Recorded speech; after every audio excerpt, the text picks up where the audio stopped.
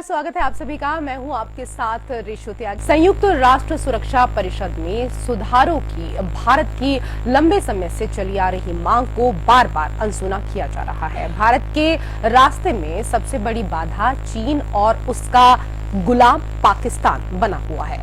अब पाकिस्तान और उसके आका चीन को भारतीय विदेश मंत्री एस जयशंकर ने करारा जवाब दिया है। उन्होंने दोनों का नाम लिए बिना कहा कि जो देश सुधारों का विरोध कर रहे हैं वो उन बदलावों को खारिज कर रहे हैं जो हाल के दशक में हुए हैं। उनका इशारा भारत के आर्थिक महाशक्ति बनने की ओर अग्रसर होने का था। दरअसल चीन और पाकिस्तान भारत की तेजी से जो तरक्की हो रही है उसको बिल्कुल भी बर्दाश्त नहीं कर पा रहे हैं और तमाम तरह की साजिशों के जरिए भारत को उलझाने की कोशिशों में जुटे हुए हैं। चीन भारत के साथ सीमा विवाद को बेवजह भड़का रहा है। वहीं भारत को घेरने की साजिश के तहत भारत और मालदीव के बीच तनावपूर्ण संबंधों का फायदा उठाने की चीन लगातार इस दौरान कोशिश कर रहा है। लेकिन भारत ने धरती, आकाश और समंदर में अपनी सुरक्षा को पुख्ता करने की रणनीति बनाई हुई है। भारत एक ऐसा चक्रव्यूह तैयार कर रहा है जिससे निकलना चीन के लिए नामुमकिन होगा।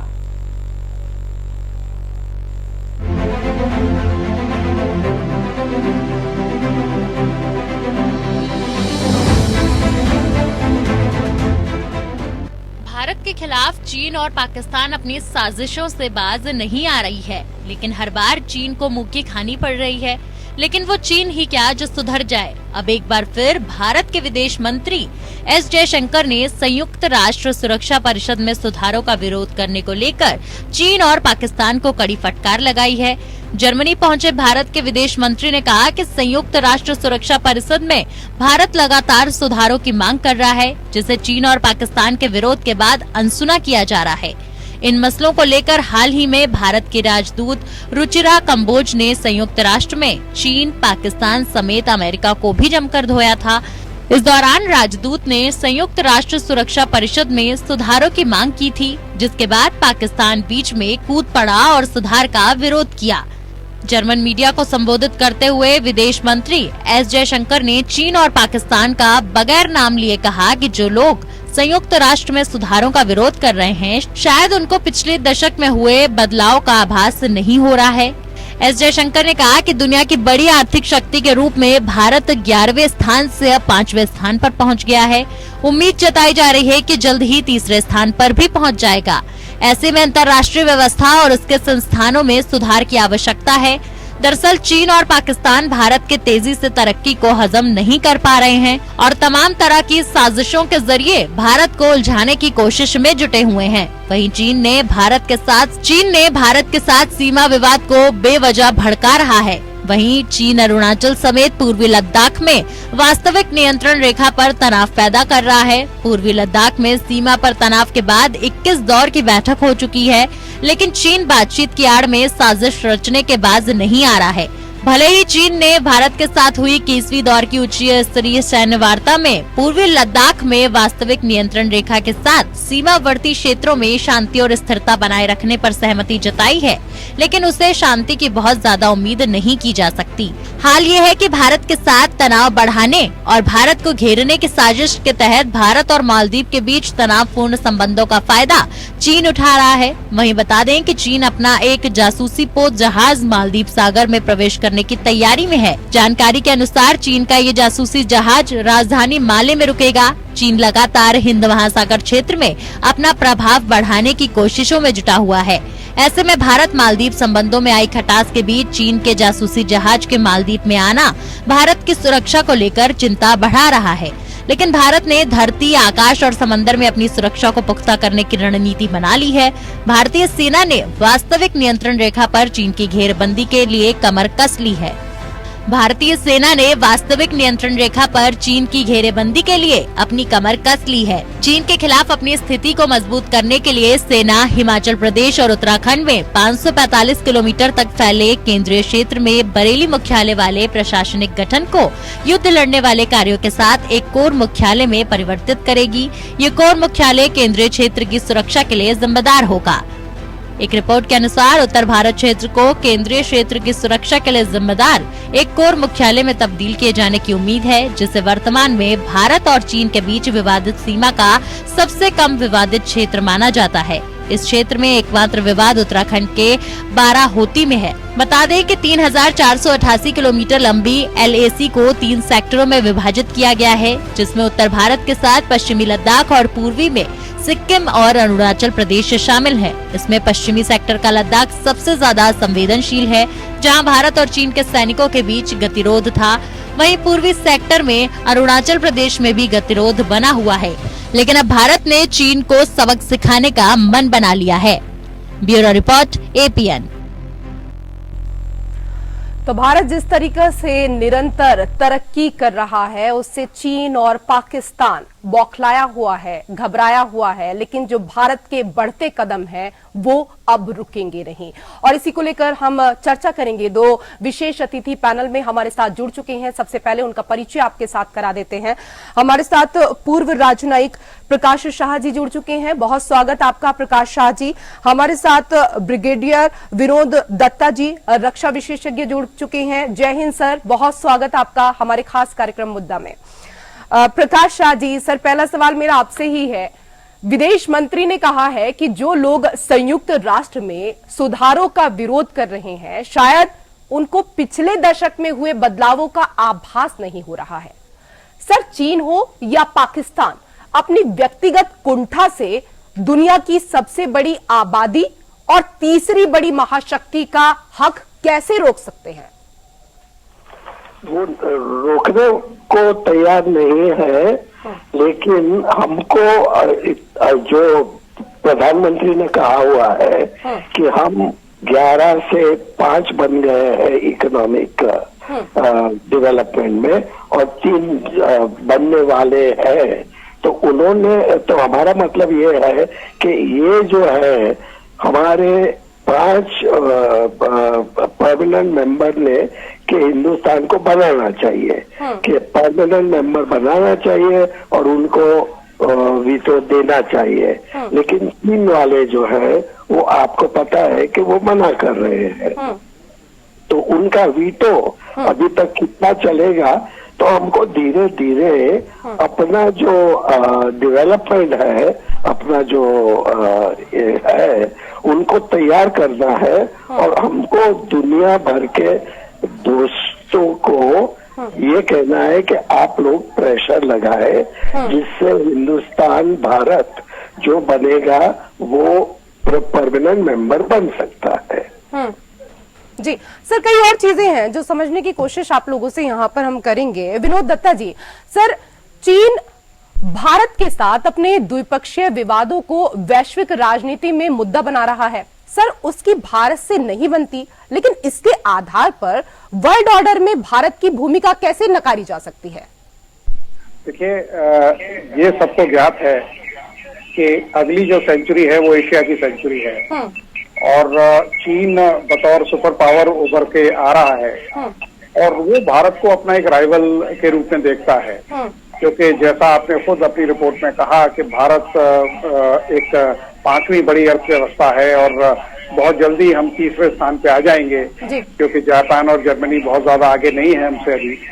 और ये चीज चीन को गवारा नहीं है, क्योंकि चीन एक यूनिपोलर एशिया चाहता है, लेकिन वो मल्टीपोलर वर्ल्ड चाहता है। वो ये चाहता है कि एशिया में उसका वर्चस्व रहे और 2050 तक वो एक सुपर पावर बन के उभर के आए। लेकिन उसने कई इस तरह की साम दंड भेदभाव की नीति भारत के खिलाफ इस्तेमाल की है, लेकिन भारत ने उसका माकूल जवाब दिया है। और जिस तरह से भारतीय सेना और या सशस्त्र सेनाएं तैनात हैं, जिस तरह से हमारी आर्मी जो बैटल हार्डन्ड है, क्योंकि देखिए कॉम्प्रिहेंसिव नेशनल पावर के लिए आपको 4 चीजों का होना लाजमी है। एक स्टेबल गवर्नमेंट जो भारत में है, एक गुड फाइनेंशियल स्टेटस जो भारत का है, एक अच्छी मिलिट्री माइट और अच्छी डिप्लोमेसी। तो ये जो 4 स्तंभ हैं, इनमें भारत इस पे बड़ी मजबूती से खड़ा हुआ है और चीन के लिए हमको हिलाना बड़ा नामुमकिन है। बिल्कुल सर, मैं इससे जुड़ा हुआ सवाल आपसे करने वाली भी थी, क्योंकि सर चीन जिस तरह से अपने अधिकार का दुरुपयोग कर भारत की वैश्विक स्वीकार्यता को नकारने की कोशिश कर रहा है, क्या इससे सैन्य संघर्ष की स्थिति नहीं बन जाएगी? क्योंकि हमारा संघर्ष सिर्फ नियंत्रण रेखा तक सीमित नहीं रह गया है।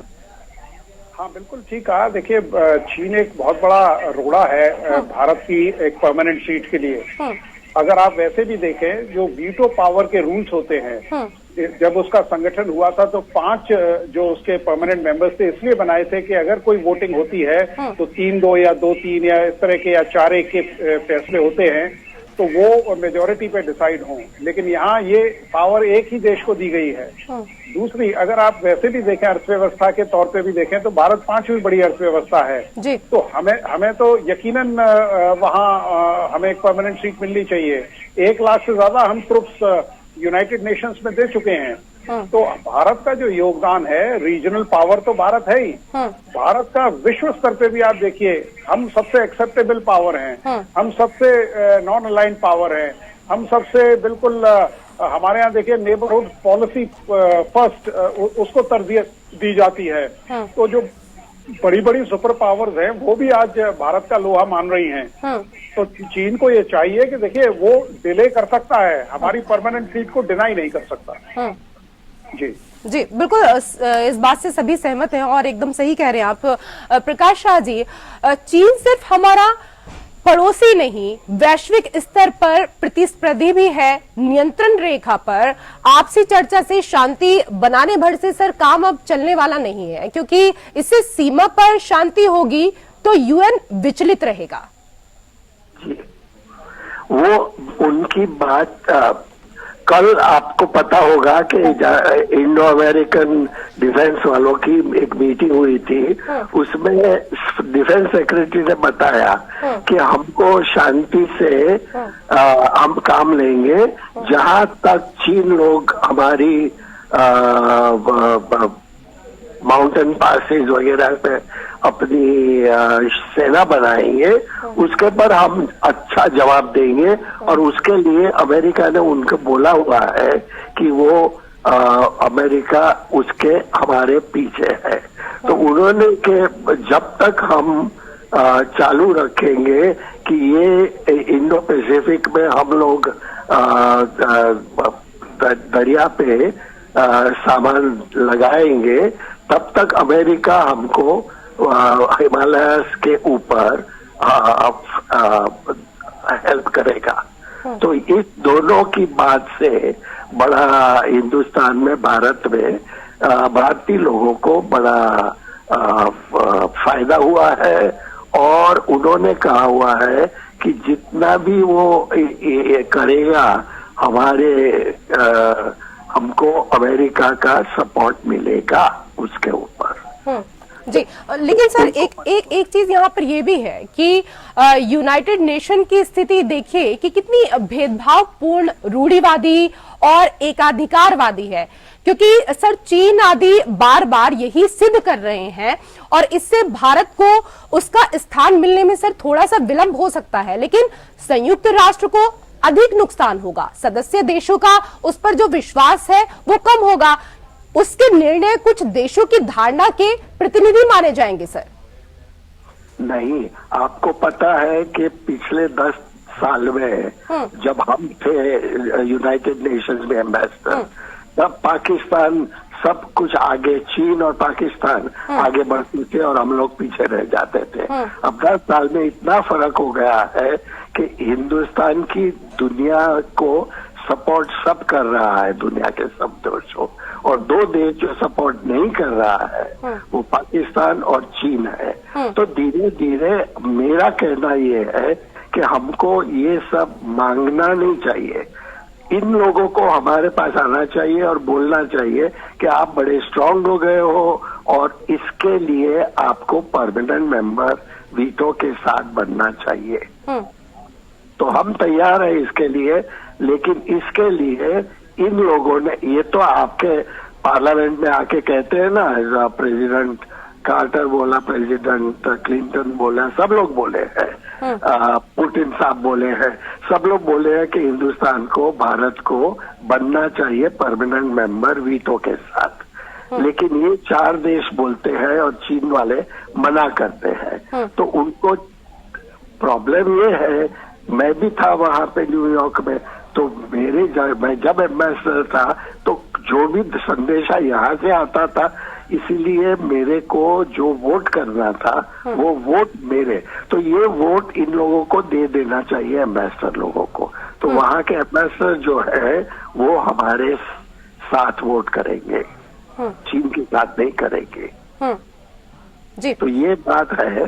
और ये धीरे धीरे इसका टाइम लगेगा, धीरे धीरे ये बनेगा और हमको देखना है। बस हमको अपनी हिंदुस्तान की, भारत की जो रक्षा करने की आवश्यकता है उसको चलाना चाहिए आगे जी जी। और हमको ये लोग बुलाएंगे और बोलेंगे कि आप डेवलपिंग कंट्रीज के नंबर 1 कंट्री है और जब नंबर 3 बनेंगे इकोनॉमिक के तो आपको जरूर बुलाएंगे। बिल्कुल। और उस समय का जो इंतजार है वो सभी को रहेगा। विनोद दत्ता जी, आप इसमें कुछ ऐड करना चाहें तो। हाँ, देखिए, भारत जिस तरह से अपनी रणनीति, कूटनीति और राजनीति जी तीनों को एक बहुत ही प्रखर और मुखर रूप से इस्तेमाल कर रहा है और विश्व को ये मालूम है, विश्व की सारी शक्तियां हैं वो भारत की तरफ देखती हैं जी सर। और इसमें कोई शक नहीं कि अगर हम थोड़ा सा और अग्रेसिव या मस्कुलर नेशनलिज्म दिखाएं तो यकीनन है जो हमारा जो जर्नी है यूनाइटेड नेशंस की वो बहुत जल्दी कवर हो जाएगी। और जिस तरह से आप देखिए एक्सेप्टेबिलिटी फैक्टर है प्रेजेंट गवर्नमेंट का, या जो अपने मोदी साहब को आप देखिए, या जो फॉरेन मिनिस्टर साहब है, जिस तरह से डिप्लोमेसी उन्होंने अपनी जो कुछ भी सीखा है उसको अमल में लाया है, ये पूरा वर्ल्ड उसका खैर मकदम करता है, उसका वेलकम करता है। तो हमें जिस तरह से हम चल रहे हैं, जिस तरह से हमारी इकोनॉमी ग्रो कर रही है, जिस तरह की पॉलिटिकल स्टेबिलिटी है और जिस तरह का फुटप्रिंट हमें पूरे विश्व में दिखाई दे रहा है, यकीनन हम एक फॉर्मिडेबल पावर की तरफ बढ़ रहे हैं और भारत को एकदम सारी शक्ति लगा के यूनाइटेड नेशंस में एक अपनी जगह बनानी चाहिए। जी सर, सिर्फ भारत चल नहीं रहा है बल्कि ये कह सकते हैं कि भारत तो आज के वक्त में दौड़ रहा है और इसी वजह से परेशान है चीन और पाकिस्तान। लेकिन सर एक चीज यहाँ पर यह भी है ना कि देखिए नियंत्रण रेखा पर जो वर्तमान में हमारी सैन्य तैनाती हुई है उससे भी कहीं ना कहीं सर चीन पर दबाव तो बन ही रहा होगा। हाँ बिल्कुल, चीन पे बहुत दबाव है और चीन की देखिए आर्मी है। अक्सर हम लोग कहते हैं कि साहब उसके पास 25 लाख की फौज है, लेकिन 25 लाख की फौज देखिए करीब 20 देशों से उसके बॉर्डर डिस्प्यूट्स हैं, तो वो सारी 25 लाख फौज हमारे खिलाफ इस्तेमाल नहीं कर सकता। हमारी जो फौज है वो बैटल हार्डन्ड है, 24/7 हमारे सैनिक हैं वो ऐसे हाइट्स पे तैनात हैं और अपनी सर्विसेज दे रहे हैं। उनके यहाँ कॉन्स्क्रिप्शन आर्मी है। आपने गालवान का इंसिडेंट देखा और भी आपने कैलाश रेंजेस के ऑपरेशंस देखे जहां चीन को मुंह की खानी पड़ी।